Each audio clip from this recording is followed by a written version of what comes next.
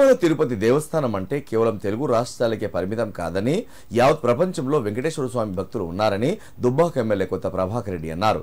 అలాంటి ఆలయంలో లడ్డూ ప్రసాదం పట్ల చులకనగా మాట్లాడడం ఏపీ రాష్ట్ర ప్రభుత్వానికి ప్రతిపక్షానికి తగదన్నారు. సిద్దిపేట జిల్లా దుబ్బాకలో విలేకరులతో మాట్లాడారు. ఏపీ ముఖ్యమంత్రి చంద్రబాబు నాయుడు అనుభవం ఉన్న నాయకుడని, గతంలో కూడా సీఎంగా పనిచేసిన అనుభవం ఉందన్నారు. ప్రజల మనోభావాలను దెబ్బతీసే ఇలాంటి ఆరోపణలు బహిర్గతపరచకుండా అంతర్గతంగా సమస్య పరిష్కరించాలన్నారు. లడ్డూలు ఎప్పుడూ అపవిత్రం కావని, వాటిలో ఎలాంటి జంతువు నూనెలు కలవలేదని, ముడి సరుకులు లోపలికి వెళ్లేటప్పుడే వాటి నాణ్యత పరిశీలించడం జరుగుతుందని, ఒకవేళ తప్పు చేసినట్టు ప్రభుత్వం భావిస్తే అంతర్గతంగా దానిపై నివేదిక తెప్పించుకొని బాధ్యులపై కఠినంగా చర్యలు తీసుకునే అధికారం సీఎంకు ఉందన్నారు. కానీ కేవలం గత ప్రభుత్వంపై బురద జల్లేందుకే ఇలాంటి తప్పుడు ఆరోపణలు చేస్తున్నారన్నారు.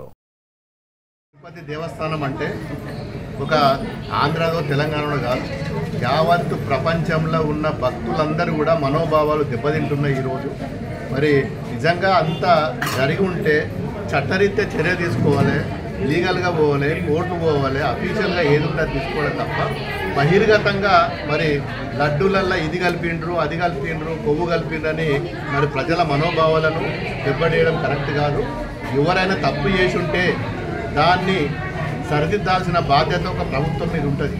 మరి దీన్ని అపోజిషన్ గతంలో ఉన్న ముఖ్యమంత్రి మీద కసితోటో లేకపోతే ఆయన బదనాం చేసుకోవడంతో మరి ఇంత పెద్ద ఎత్తున ప్రొపగండా చేయడం అనేది కరెక్ట్ కాదు.